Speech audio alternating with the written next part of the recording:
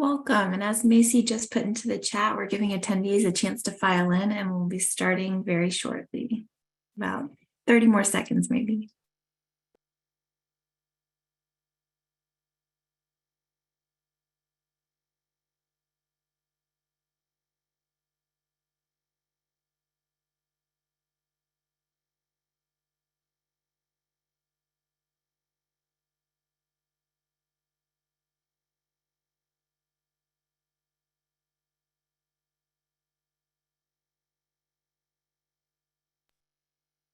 Well, at the 2-minute mark, I think we can get started. So welcome to the Internet for All webinar, Back to School, How Libraries and Schools Are Partnering on Digital Equity for Students. My name is Rochelle Crotty, and I'm on the Technical Assistance team at NTIA. And I'm so pleased to moderate this wonderful panel. Libraries and schools across the country form partnerships to creatively address digital inequities experienced by learners of all ages. As community anchor institutions, schools and libraries have an important role to play in the lives of students who face barriers to digital equity, such as the homework gap, adequate access to devices, and digital skills. Our speakers today will talk about how they are empowering students as they go back to school this fall and year-round. Our first speaker is Lara Clark, the Deputy Director of the Public Library Association, and I will hand it off to her. Thank you. Thank you, Rochelle, and thanks to all of the staff at NTIA for the daily work you do to advance Internet for All. And thanks to all of you for joining our webinar. I really appreciate the opportunity to be here with you today. Again, my name is Lara Clark. I'm a Deputy Director with the Public Library Association, and I'd like to acknowledge the library organization partners that work together to develop today's program. PLA frequently collaborates with the Association of Rural and Small Libraries and the Urban Libraries Council to advocate for and support public libraries around the country. It is my pleasure to have worked in this space for more than 2 decades now with many talented library leaders, allies, and partners at the local, state, and national levels. Next slide. So let me tell you just a little about these libraries and the work our staff do. There are more than 120,000 libraries of all types in the United States. This includes K-12 school libraries, more than 17,000 public library locations, college and research libraries and higher education, military libraries, and more. While hyper-local in identifying and addressing evolving and diverse needs on their campuses and in their communities, together, this number represents a critical national infrastructure of libraries and library staff that engage communities and deliver services, including the access to information that is the lifeblood of our country's knowledge economy. Next slide. And today, with our focus on returning to school, we'll highlight how librarians collaborate with and engage communities to support student learning and success in a range of ways, including digital equity and inclusion. At a high level, thinking of these libraries, I want to emphasize that it is not either or, but both school and public libraries that are essential to advance learning and digital equity. They play complementary roles.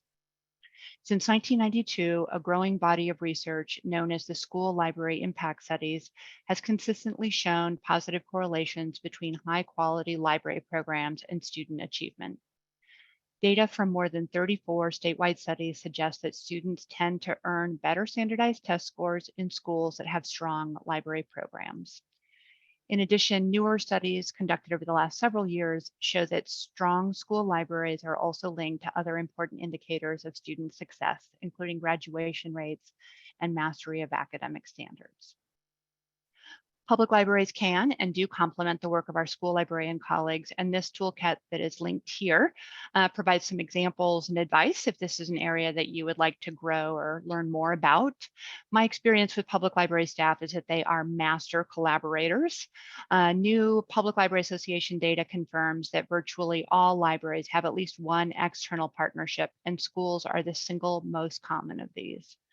These partnerships are informal and formal, and they are built and sustained by dedicated staff to address needs identified in their local schools and communities. In this slide and in today's webinar, you'll find evidence and examples of these impacts and the importance of these relationships, I believe. If you're working in K-12 school administration or local or state government leadership, I hope you will find ways to recognize and strengthen these relationships. Next slide.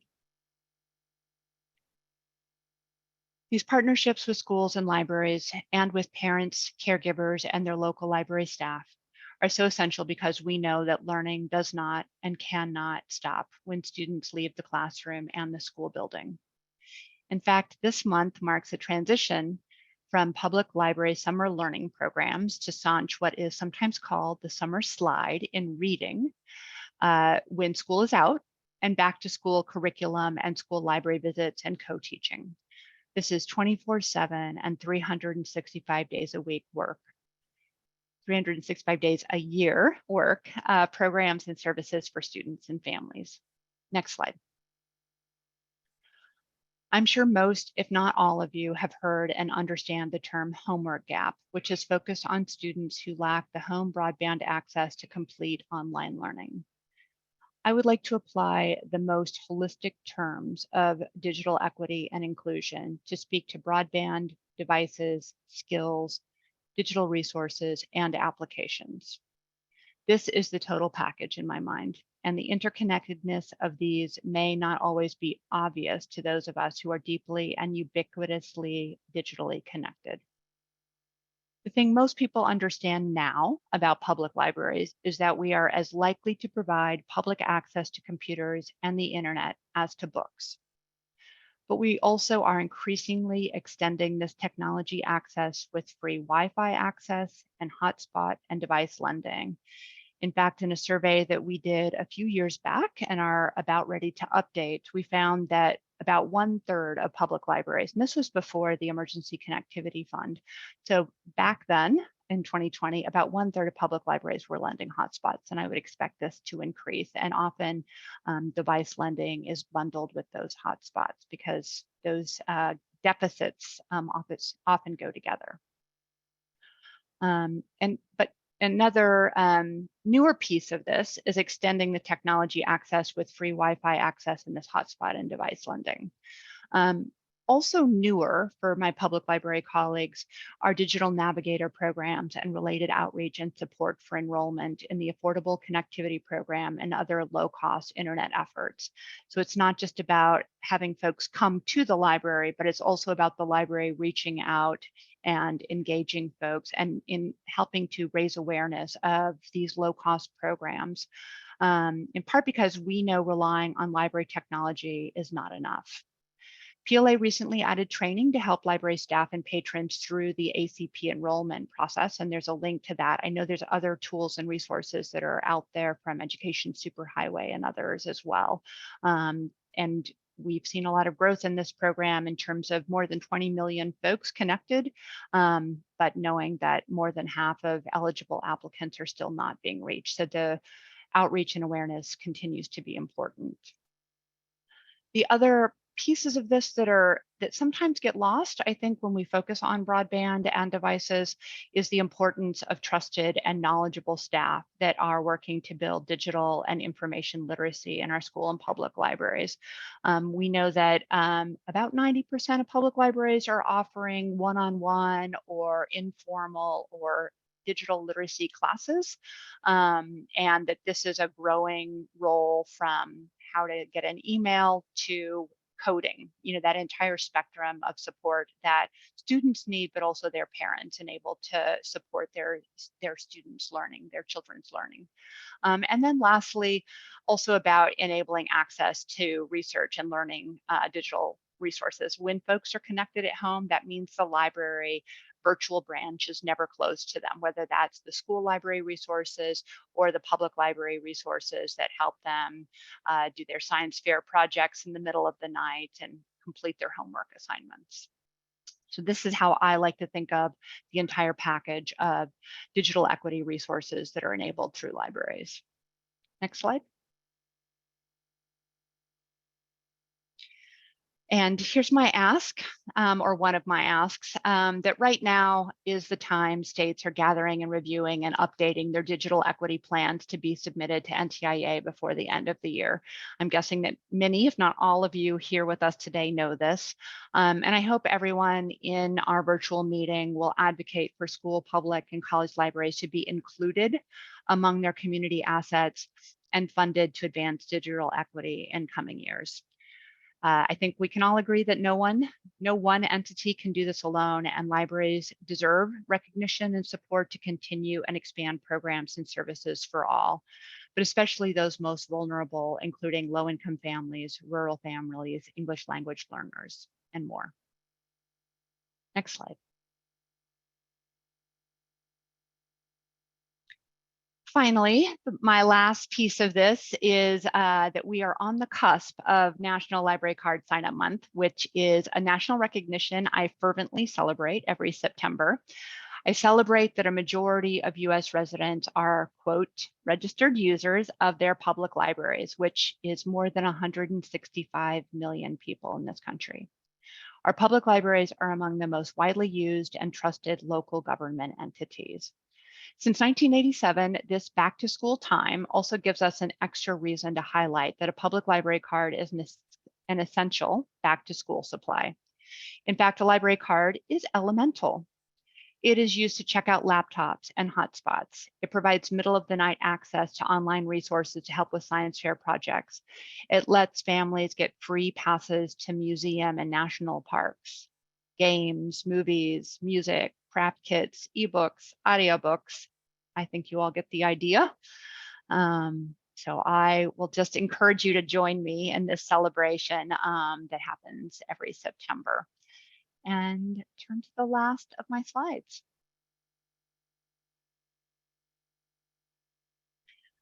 Here is my contact information if you have questions or ideas or invitations you'd like to share, plus a few more links related to digital equity and boosting library card registration and use. So thank you all for hearing me out, and it's now my pleasure to pass the microphone to Amanda.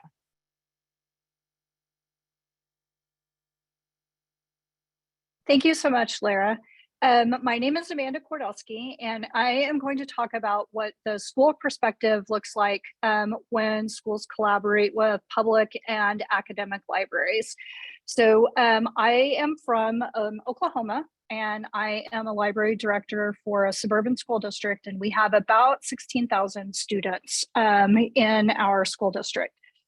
So the digital equity and segueing from Library Card Sign-Up Month, which is next month, really resonates with me here in Norman, because we have had a decades-long partnership with our public library system. And one of the very first things that we did when we established the partnership was to create something which we call smart cards. And I know that this is not an uncommon practice. And so I've heard lots of different names, but in Norman, we're called smart cards. And as soon as a kid enrolls in my school district, they also get a public library card. So they don't have to go to the public library to pick it up or fill out paperwork. Their smart card number will work both at the public library and for all of the library databases, and then at our school sites as well. So this has opened up just a huge amount of opportunity for us with the public realm and for the public library to push into our schools. So we have a really an outstanding partnership. And one of the ways that I see that come to fruition every year in August, as I'm in the South, and so we've already been back to school for 2 weeks. And so we start out with the public librarians reaching out and working with us to find a day for a breakfast for all of my librarians. And so we coordinate to make sure that every librarian gets an invite from their, we have 3 public library branches within our city. And so they're each assigned their own branch. And they get to spend part of the morning when they come back, report back on contract, working with public librarians to look at all of the new things that the public library has acquired and is rolling out for the upcoming school year, what resources that they have, and then also the public library asks what our needs are and what our goals are for the school year. So this has really evolved into, I would love for you to come and talk about databases for my school, to I have an internet desert in part of my site district, and these kids don't have enough access, and the hotspots that we provide aren't enough. So getting them in contact with the right person at the public library, but also really just planning really great interactive things. And so as a result of this, I see the public library in all 24 of my schools on an almost a monthly basis. And what it has kind of evolved into is a really great makerspace collaboration. From our elementary all the way to our high schools, the public library has way more cool toys than we do, and also those real world applications for what to do with them. So they often bring their makerspace things that are portable. They also have a makerspace bus where they have their 3D printers. And so they bring that to the schools, and the kids have the opportunity to experience those things. And the school librarians get to work with the public librarians to see how some of those things connect. And sometimes they connect to curriculum really easily. And then other times we know that that is a great product that we can send our students on to the public library to use.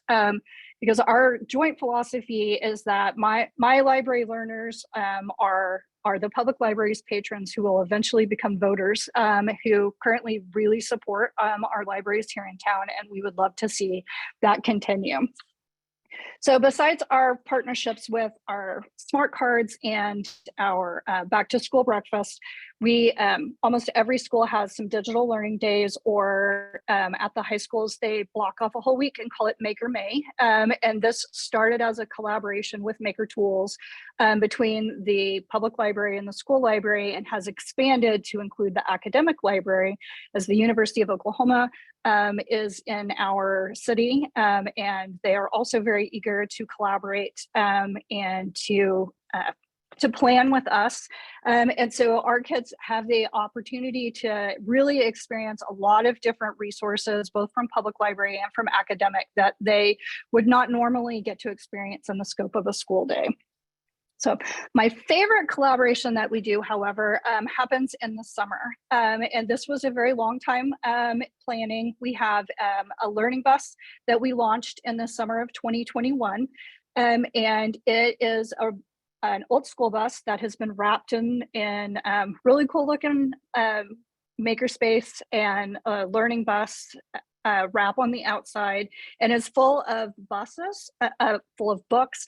And then we also have some STEM activities. We learned our very first summer that we were running it that the 2 school librarians that are assigned to the bus for the day cannot do all of the things at once. And so we reached out to our public library and planned some collaboration opportunities.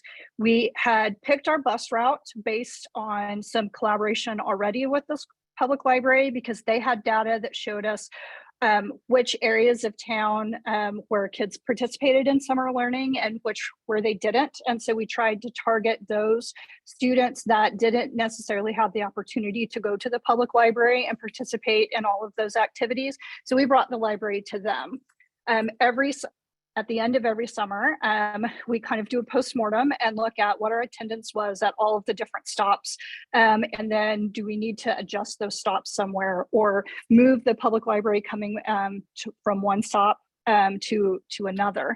And every summer we've tweaked it just a little bit, but on the days that the public library comes, they come to one of our park stops that we do, and they bring makerspace activities, sometimes do a story, and often connect kids and their parents to get them signed up for summer learning, or to invite them to a resource or a product that they might be doing a special event at the library.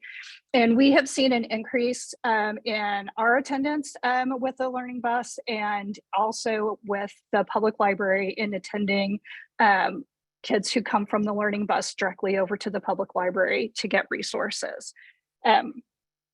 And then during COVID, I really have to brag on all of the activities that my public library did.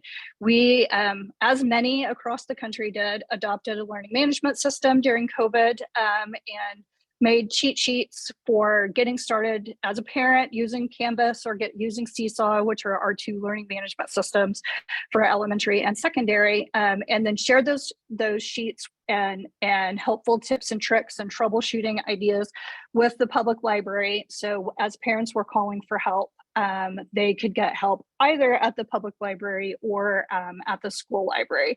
And so that was a huge lifesaver for us, especially at the beginning of the pandemic when everyone was struggling to get online and we were struggling with connectivity, that once we could get you set up with a hotspot and a device, then we also had resources for you with the school district or with the public library to be able to access.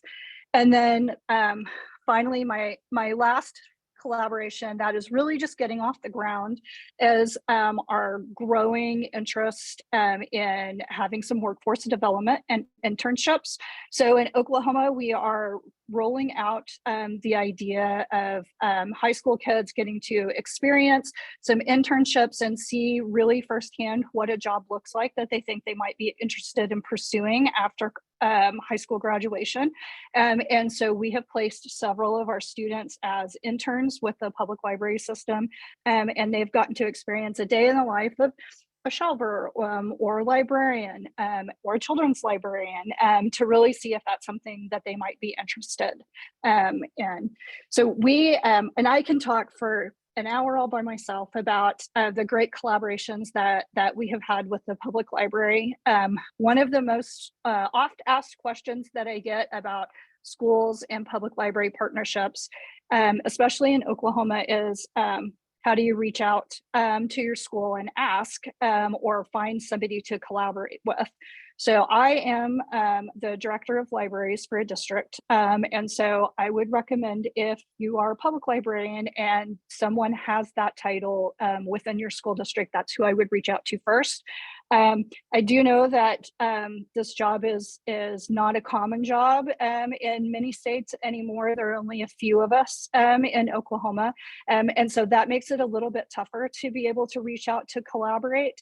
And so finding the name of your librarian or reaching out to the administrator to be able to offer all of your services. Sometimes administrators don't always know all of the great things that public libraries do. And so really building your partnership that way.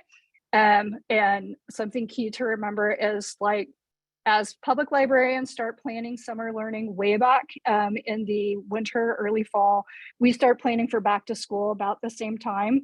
And so if you haven't reached out to a librarian yet and your school is starting next week after Labor Day, I would suggest waiting a beat or two, because the beginning of school is crazy, just as the beginning of summer learning is crazy. And so I would suggest reaching out after it has died down a little bit and everybody is back into the swing of school, and reach out with some really specific things that you're able to help your school librarian do.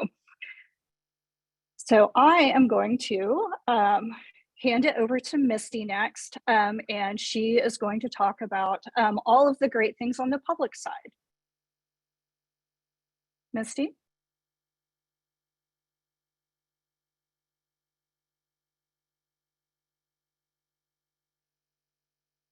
Okay, so I am, okay.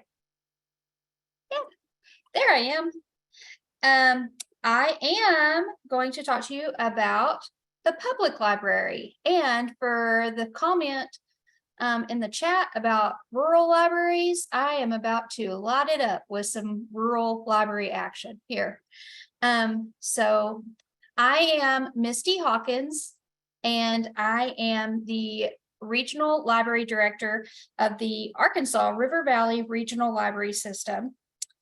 And I'm happy to be here today, and thank you for showing up. I really appreciate it. This is my passion. I really believe in connectivity, and I think that it deserves a lot more attention, and libraries and school collaborations deserves a lot more attention. So if I can have my next slide. So we have a little joke in our library system, and it says, like, we say, have van, will travel. But we say this because our library system is very geographically large. Geographically, we cover about 3,000 square miles, and we only have about 85,000 people within those 3,000 square miles. So that encompasses 4 counties, but only 7 library branches. So our staff members have to either drive, or we do a lot of outreach, and we're doing a lot of in-between services.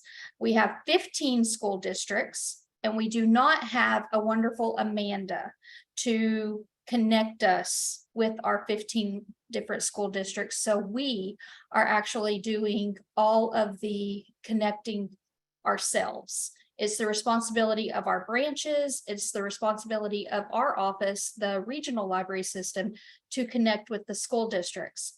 We have a great homeschool,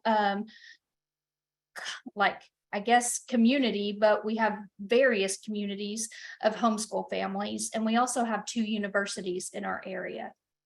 Next slide.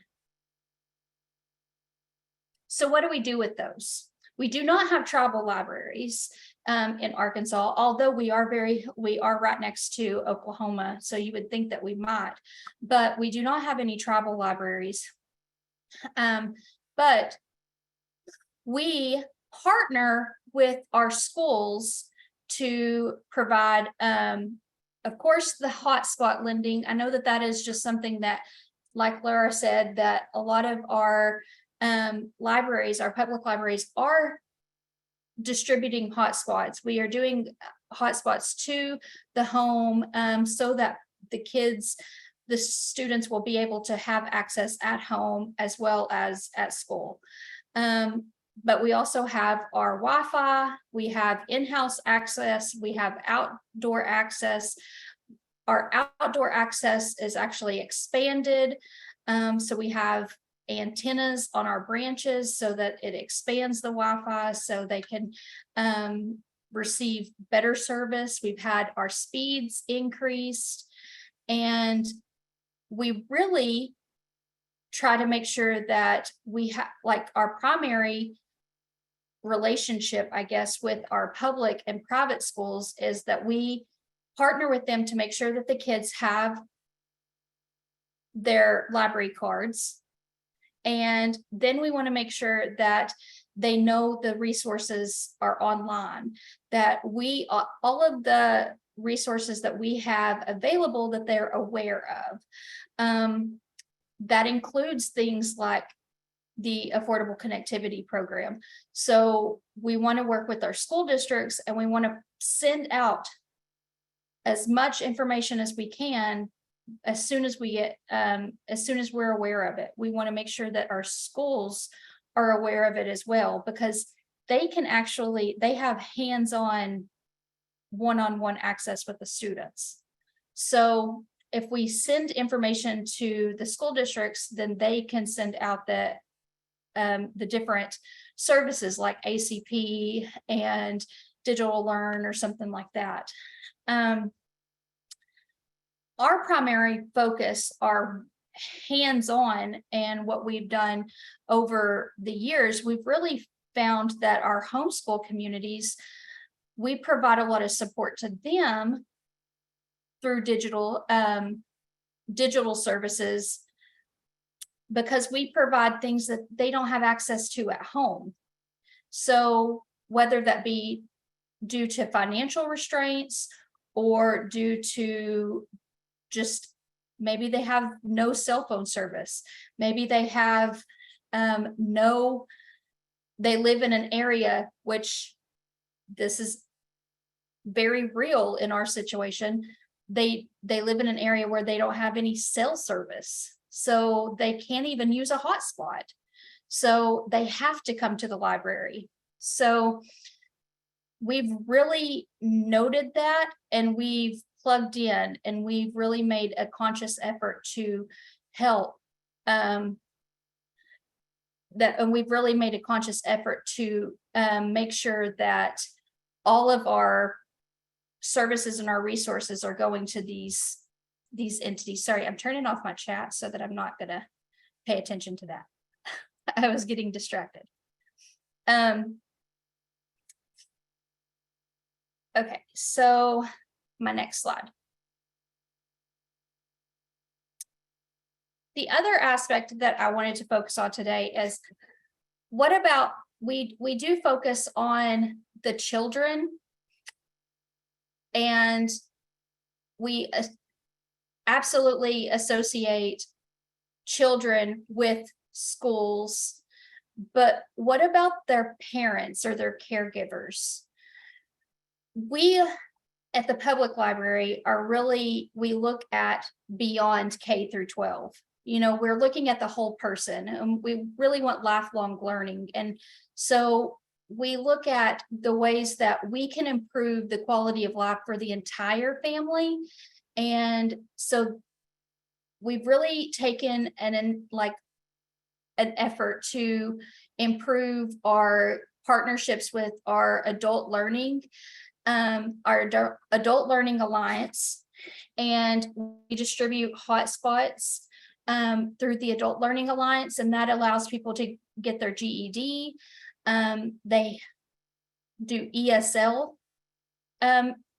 classes. They have continuing ed through local community colleges. And then we also have worked with our different county clerks and courthouses to have our voter registration, like our voter locations, to create digital access at our polling locations, because that wasn't even an option. And so we made sure that our voter registration information, we've helped them with that. We've gone to various locations off-site to be able to help different entities and really just try to rethink our services and continuing how we're helping the whole family. Another aspect is the reverse job fair, and that includes things like the interview workshop. We have a life skills lessons course, and so it's a 15-week course. The picture on the screen is actually our branch manager that goes into the detention center, and the inmates work a 15-week program to receive some sort of workforce prep, and they get credit for that. So these are things that we're really wanting to help improve the quality of life, but that in turn, maybe it helps improve the quality of life for the children and for the students in the public schools. So next slide. So it may be a little cheesy, but I wanted to include this because this entire session is about our partnerships, and partnering with the school and the library just seems very natural to me, but it's so much bigger than that. There are partnerships that go beyond the school and the library, and that really entails like our local partnerships. Connect with your elected officials. If you have a broadband committee in your local area, if you have a broadband committee or broadband office within your state, you need to be at that table. If you are concerned as a library professional and you want to improve, the connectivity within your state, then you need to meet at a different level and work with your providers. Like, if it doesn't get done there, then think outside the box, go somewhere else until it does. And as a library employee, I feel like that's our role. That's our responsibility, to serve in any capacity that we feel compelled to serve. So next slide. Then, it's not all work. We do get to have a little bit of fun, and this is fun to me. So this is just a fun little picture, but this is my contact information. If you want any of the information that you've received, I have the life skills lessons, I have the coursework, I have some of the information for the reverse job fair, I have information like homeschool curriculum. If you need any of that, feel free to reach out to me. And so now I'm going to pass it on to my friend Kevin from New York. Amazing. Thank you, Misty. Hi, everybody. My name is Kevin Kelly, and I am the Associate Director of School Age Programs and Services for the New York Public Library. And today I want to talk a little bit about an initiative that we have found a lot of success in here in the city, and that is our NYPL After School program. We can go ahead and move on to the next slide. And just as a little bit of context to orient us in what I'm going to be talking about, NYPL After School is a free drop-in homework help program, or it's a free drop-in program, pardon me, that offers homework help and enrichment activities to children ages 6 to 12 that happens right on the floor of the local library branch, typically runs Monday through Thursday when school's in session, and is staffed by paid part-time tutors with support from a partner initiative here at NYPL called Teen Reading Ambassadors that provide near peer tutoring for the kiddos who come in for the homework help. Our primary goals with NYPL After School, I think, are the same goals we've been talking about today, right? Access and engagement. So to that end, there is absolutely no sign up necessary. This is a fully drop-in, opt-in service that we provide at soon to be 50 of our locations. Go ahead to the next slide, please. As Lara was saying earlier, learning does not stop after the final bell. We all know that quality after-school programming is transformative, especially for students from historically marginalized communities. And that has really been magnified by the pandemic, right? I want to call out these last 2 points on this slide.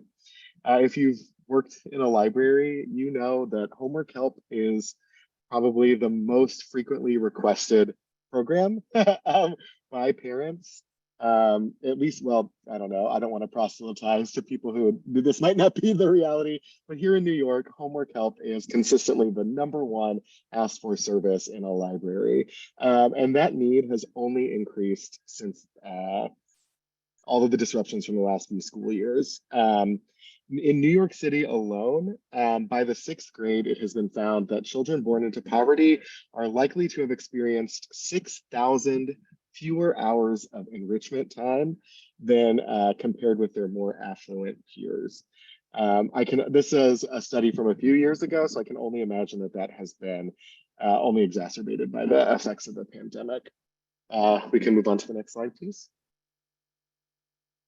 So some data about our after-school program. So in the first 2 years of our after-school overlay, we have seen more than 51,000 students who have attended the program. And we have developed relationships with 700 different schools this school year alone, the school year that ended in fiscal year 2023. This is incredible for us. This is a great way into our, a great and new way into our communities and into our schools than we've ever had before. Next slide, please. But the data doesn't tell the whole story, right? Success is great. Those numbers are really cool, but success is different for every child. And we hold true and we hold fast to the fact that flourishing is success in and of itself. I'm not going to read this whole quote here. This is a quote from a caregiver about their child. I want to pull out the end though. All of the teachers, and here they do mean that the part-time after-school tutoring staff, have contributed to my child's growth and curiosity for learning. And the fact that we are cultivating curious citizens is the thing that warms my heart the most, the thing that is telling me that we're we're doing the right thing with our after school program. Go ahead to the next slide, please. Social emotional learning is the crux of what we do. I know we're here to talk about digital access, and I'll get to it a little bit. This is certainly an overlay that we have put on when it comes to our digital access, because we provide the hotspots, we have extended our Wi-Fi, we're in many, many neighborhoods, but we find that the patrons come initially for the homework help and the digital access support, but what they come back for is the relationships that they build with the people in the space, spending time with them. You can read some of these quotes from our patrons that we surveyed. These are obviously some quotes from our youngest patrons. And I love this first one. I love the tutors. They're not just tutors, they're friends, and they understand me more. Overwhelmingly, these children are identifying that the relationships they build with the people around them and the tutoring staff is the thing that keeps them coming back. Okay, we can go on to the next slide. In addition to the social emotional component, one of the things that we are seeing with our after school program is workforce development. We have established an employment pathway that facilitates the transition from part-time tutoring staff into full-time roles spanning the whole system. We have people who started 2 years ago as teen interns who have started college and moved into full tutoring roles. We have part-time tutors who are now full-time staff, and people who have started as tutors who are now associate managers managing the program itself. It's an incredible way to motivate our employees to embark on these new careers, but also many people have started their relationship or started their journey with graduate school, specifically with library graduate school, which I think is a really cool thing. And the practical experience that they gain on the ground validates and reinforces their choice to pursue broader career opportunities and to advance their educational aspirations. We can move on. One of the things that I find to be really, really great is that our reach is incredible. We started in 2020 at 20 branches, and then on October 2nd, just a few weeks after we go back to school, our program will launch at 50 of our sites. We employ a team of 100 people and a cohort of 75 teen interns. So we are at 50 locations and employing nearly 200 people in this work. And a fun little fact is that our team is collectively able to communicate in over 17 languages. And that is increasing our access to the people that we're serving and the people that need us the most. Next slide. Additionally, one thing is that another positive impact that we've seen from our after school is that as our philosophy on the direction for children's programs and services continues to evolve, our homework help service plays a key role in developing that suite of services. The first thing, like Misty said, thinking about the whole family, thinking about the network of caregivers that surround each and every child. Access to these caregivers is more robust than ever before because many times the kiddos are being brought in by caregivers. So we are able to build networks and build out that social emotional learning with not only the kiddos, but with their caregivers around them. And we're still addressing patron requests, right? They're still getting the homework help. They don't know that they're sneakily being developed both socially and emotionally. And it helps provide a built-in audience for our the programming that's going on in our branches, right? We're bringing in authors, we're doing special events, we're doing STEAM activities, and we have a built-in network, a built-in audience for these programs. And all that does is it's like a feedback loop, right? And so it feeds back into what we do. And I think that that's what I have. I put my contact information on my first slide, but I'm going to pass it back to Rochelle. Thank you so much to all of our speakers. And I Also, just want to add another thank you for Angela Goodrich with the Urban Libraries Council and Megan Fontaine with the Association for Rural and Small Libraries for helping us organize this webinar. We've gotten a lot of really great questions in the chat, and some we were able to answer in the chat already, and some we'll bring together in our Q&A. So I'll invite our panelists to come on camera and we'll get started with our first question. So this came up in the chat a few times, and I think, Misty, you might be a good first respondent to this question, is can you speak to the unique considerations that rural libraries face in forming partnerships with schools or schools with libraries? The consideration? Yeah, I guess the unique challenges and barriers that rural communities might face as opposed to their urban counterparts. Well, we have to drive a lot. We drive a lot, and because we have a lot of small schools, we do not have large school districts. It's a lot of smaller schools. We have to focus on quality over quantity when we do things. Do not focus on trying to get numbers, focus on the retention, and focus on the small wins, like actually getting a teacher to help you, to connect with the teacher. And one classroom may be a big win, and just embrace that and be okay with it. I think that is the major thing that I've learned over the years.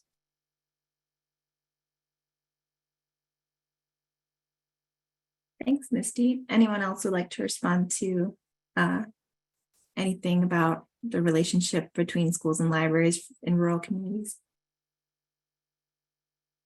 Sure, I'll jump in there. Hi, everybody. I'm Megan. I'm the Assistant Director of ARSL.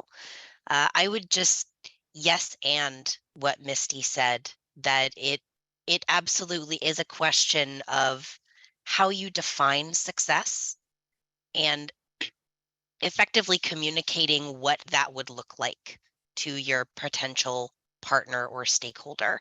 It can be challenging, particularly when you are trying to partner with organizations that aren't familiar with your community in the way that you as the local public librarian or school librarian might be, to really drive home that, yes, this partnership may only impact 20 students, but that's every fifth grader in our town.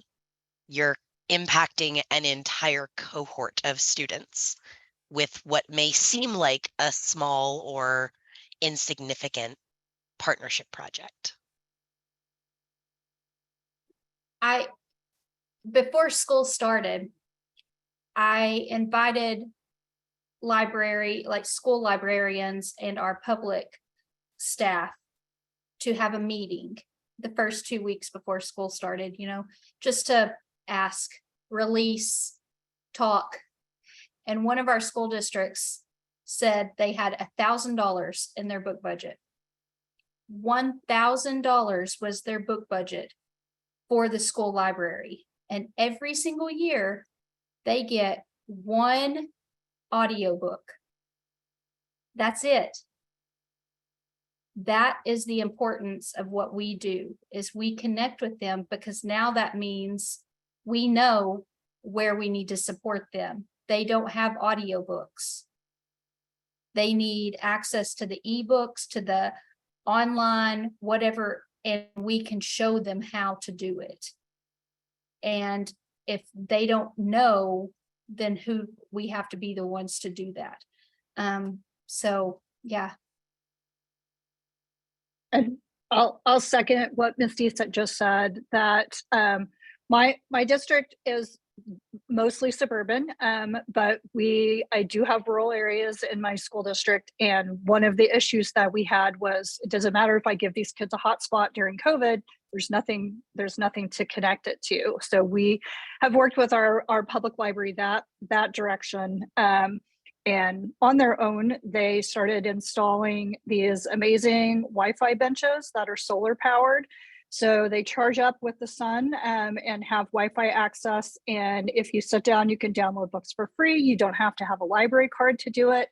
And they put together like a children's, basically like a playlist. And you can load all of those things only from the bench. And then you can also plug in your phones and charge from the bench, which has helped with some of our access, but not with all.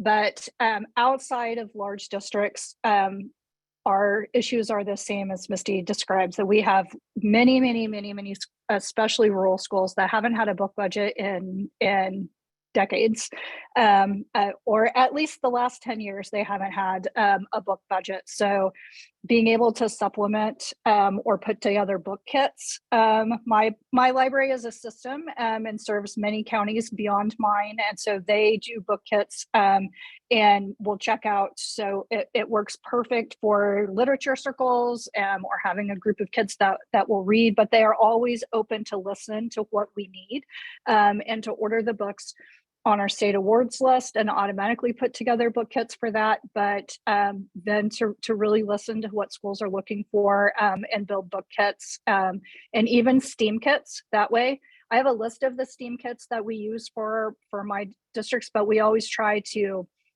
because we have the ability to have a librarian come in and collaborate with us, but I know that they often are the ones who push into the school and lead and show how to do those makerspace activities and those STEM activities without a librarian, because you may not have a librarian in your school. Once again, to yes, and what Amanda was talking about, those resources that are made available through the public libraries for schools to use have the knock-on effect of being super valuable for homeschool families. And in rural communities, homeschool families rely on their libraries perhaps more than they would in suburban or urban communities, where they may have access to stores where they can buy the resources to do STEM activities themselves. In a small farming community, there may not be a Hobby Lobby or even a Walmart nearby. They may be stuck relying on what's at the Dollar General. So making those resources available for and in collaboration with school districts and school librarians has effects beyond just helping the kids who are enrolled in the local schools. It can help homeschool families and non-traditional students as well, which is a huge consideration in the rural communities.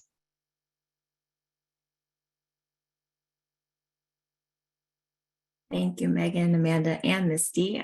Great responses all around.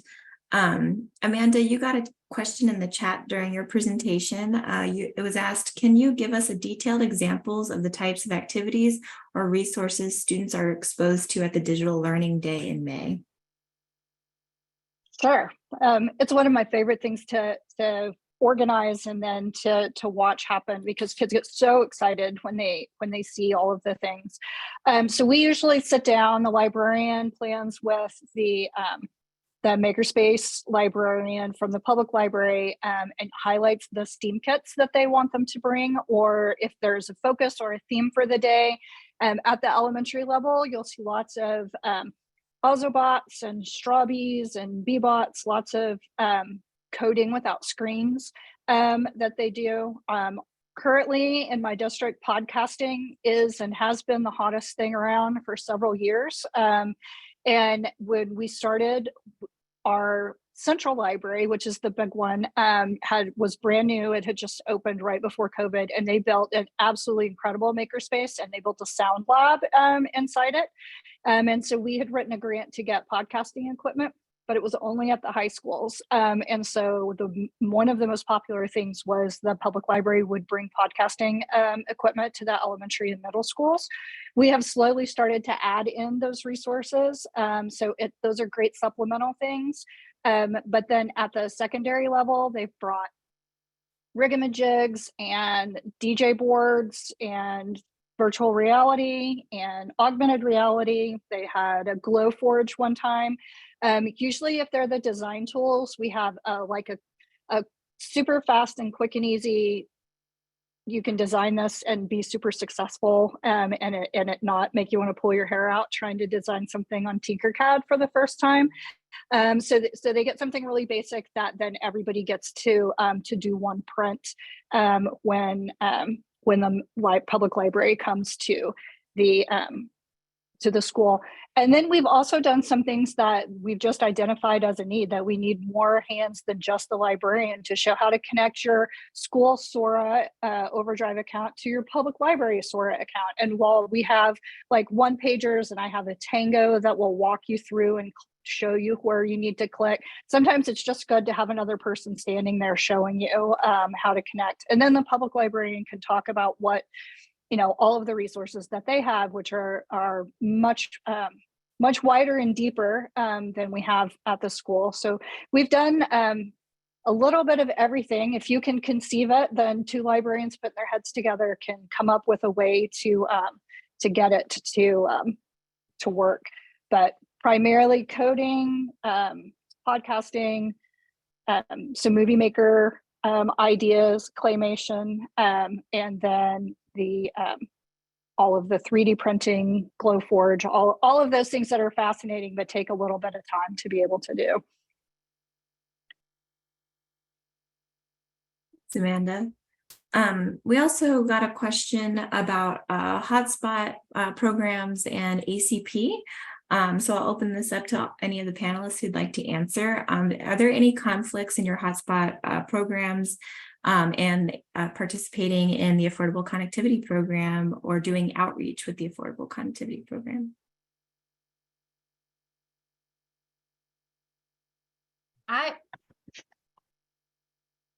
For our hotspot program, we have downsized. So this is one of the examples of not quantity, but quality. We have gone from like 125 hotspots to 25. And we wanted to see a return on the investment, meaning like we wanted to see tangible results. So people coming away with something as a result of having the hotspot. And then once they come away with something, they get some sort of reward. And so we're working with like area businesses to offer scholarships, and then that will carry them through the Affordable Connect, like the ACP program, and sign them up for ACP and give them free internet for like 6 months or whatever. But I don't believe of it like there's an obvious conflict between that. We don't have federal funding to support our existing hotspot program. We discontinued that. So we experimented with it, but then we chose to fund it ourselves. Yeah, and I can say that I am not aware of any conflict from kind of looking at this at the national level, that folks that take advantage of the hotspot lending through their local library, it doesn't preclude them from having access at home. Often, people that have a connection may also use the hotspots when they aren't at home, if they're traveling or if they're on the school bus, even, when we think about these rural areas. So I don't believe there is a conflict.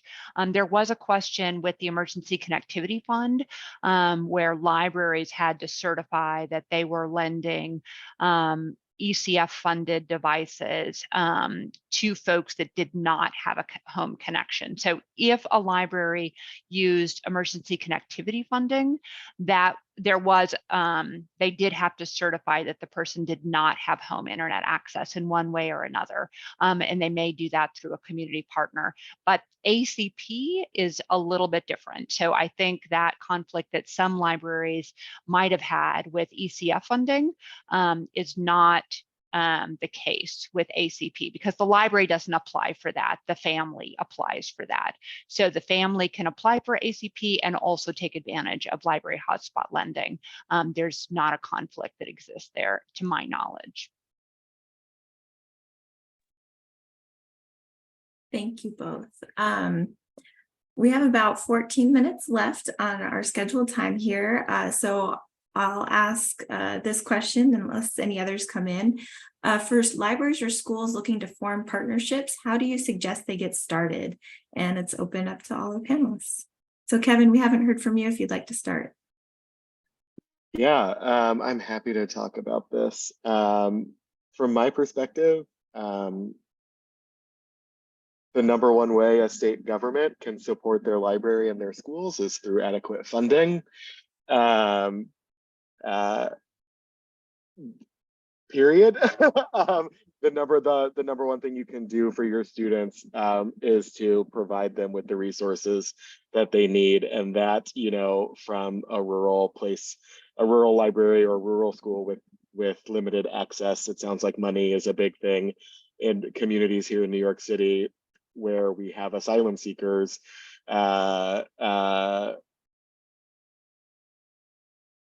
Seeking help, you know, it's the same idea, right? We need to be able to give them the things that they need. And that comes down to the state supporting libraries and supporting schools with adequate funding.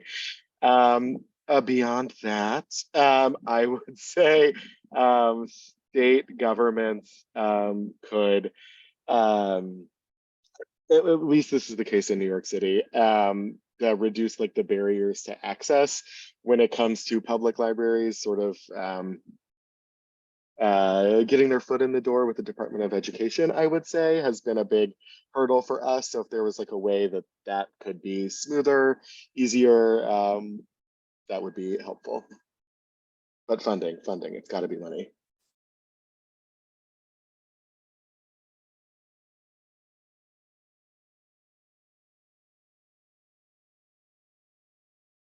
I'll go.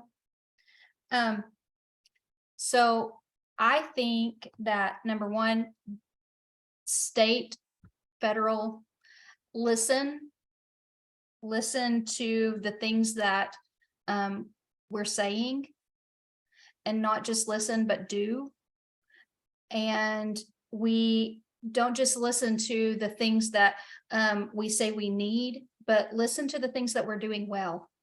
All of the things that we're doing well, we shouldn't have to beg for more support. It's clear, it's obvious, we are doing well in with certain things, and we know what we're talking about when it comes to our communities. And so believe us and support us, and we are advocates for the people we serve. So we really in some realm, we do deserve to be rewarded. And that's not me personally, that is libraries in general. So we're just so used to doing things all of the time that we forget to pat ourselves on the back because we think it's the norm. So if you see something that is out of the box, give them a pat on the back.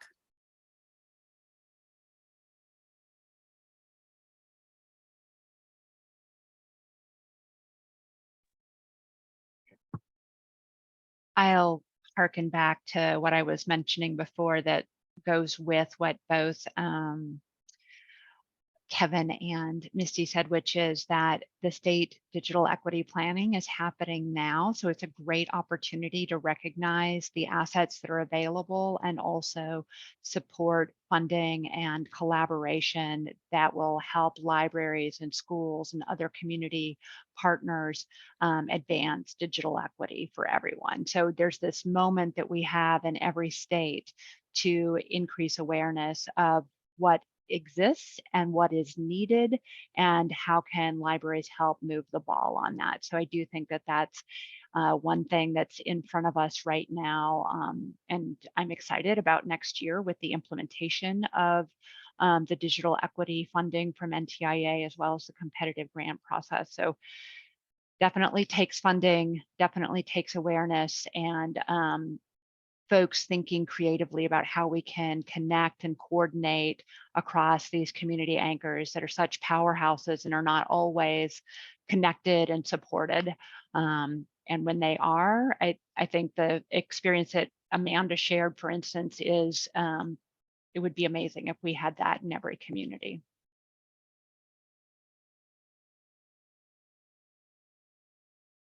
Thank you. We also received a two-part question in the chat from someone in a rural area with limited budget and spotty to no cell service. The first part of the question is, hotspot devices would work for some, not all. Are there any suggested grant programs out there to pursue funding to support acquiring these or other creative ways given limited budgets?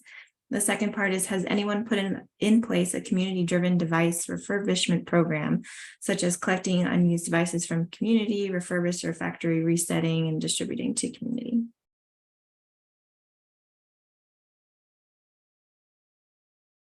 And it looks like that question is generating some answers in the chat from our attendees, which is also wonderful to see. Thank you.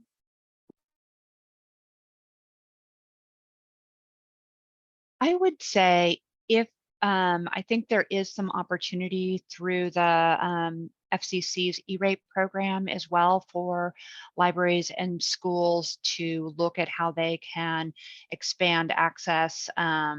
It's somewhat limited to the physical space of the library or school, but I know that the FCC chairwoman has been looking at ways to expand that access through school buses and also hotspot lending.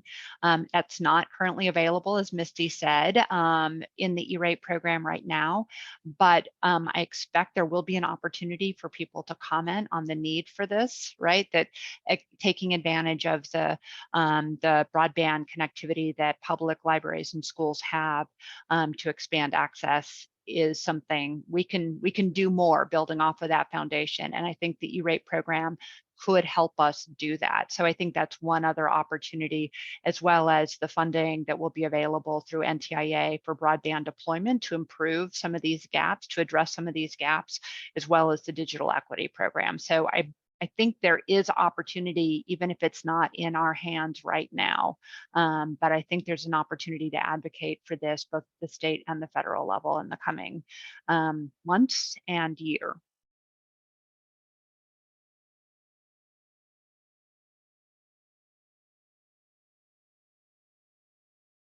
And +1 on PCs for people that Todd mentioned in the chat, as well as some of the other folks.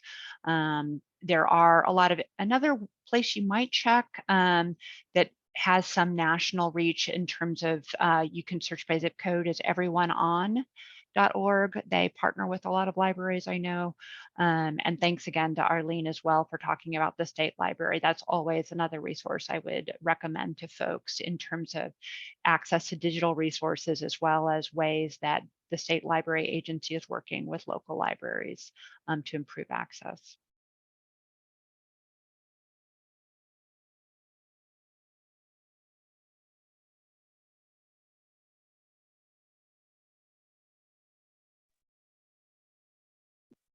Well, thank you all so much. If there are no other questions, I can give you all the opportunity for any closing remarks or any takeaways you want our attendees to walk away with. And Lara, you can go ahead and start. Oh, shoot. Well, one, obviously I'm a true believer in the power of libraries, and I'm distant from the direct experience that Kevin and Misty and Amanda have shared. But I'm hopeful that everybody was able to see and help imagine what is possible when we're working with policymakers at all levels of government. That's one of the challenges, is people like, I didn't know libraries did that. So I hope that today we've been able to help people see the work that is happening in libraries, and that you can ask for this, that you can reach out and support your local libraries, your school libraries, your as part of all of this planning work, to encourage this kind of support and to imagine what is possible through your local library. So I hope that we've been able to help with that today. Thanks, everyone. Thank you, Amanda. I would love for people to take away that librarians we are all collaborative, no matter which setting that we're in, and sometimes it's the right time or the right collaborative opportunity. So if you haven't had a lot of luck with reaching out to your school, or if you're a school librarian, haven't had a lot of luck with reaching out to your public library, I would recommend taking some of the things that we've talked about today and reaching out and asking, do you have something like this? Like, how are you filling this need? To be a really non-confrontational to offer some collaboration, or I attended this great webinar and have all of these things. So, how can we make something like that work for you? And let me take something off your plate. As teachers and librarians have heaping plates of things to do now. So anything that appears to be time saving or engaging that kids will really be engaged in and do some authentic learning, then you can get them on board. Sometimes it takes a couple of different ways to pitch it before you find that perfect sweet spot with your collaboration. So if it hasn't worked before, don't stop trying. Take a couple of these different ideas and reach out again and ask about these, and maybe it will at least start a conversation for you. Thank you. Misty? Well, until we can actually figure out how to connect everything ourselves, we're at the power of the people who know how to do it. So we need to be talking to them. And like, if this is a policy maker, if this is a person who's in charge of the infrastructure, if this is a person who is, your electric co-ops, if it's something of that nature, just show them everything that you're already doing, because they may not even know that there's a need. They may think that they have everything, it may be going well in their eyes. So this is where, our advocacy goes beyond us. Like, we have to get out of our comfort zone sometimes and go and talk to people and share what we are doing, share about our partnerships and what we've learned through our partnerships with the schools, with the outreach programs, with the adult ed and our different entities like that. And, educate the people who don't know what we're doing so that they'll give us the internet. Exactly. Thank you, Misty. Kevin? I would say I have two things. They're both really short though. Every library is like a fingerprint of the community that it's in, right? Every single library is different. So if you want to add your Ridge to that fingerprint, walk in the doors and engage with us, because we are always happy to have you. And the other thing is vote for people who love the library like you do, and spread the word, because we are a reflection of the community that we're in. So vote. What a wonderful point to end on. Thank you all for your contributions and your presentations, and thank you for attendees for your questions. This was a wonderful panel, and that concludes this webinar. So thank you all so much.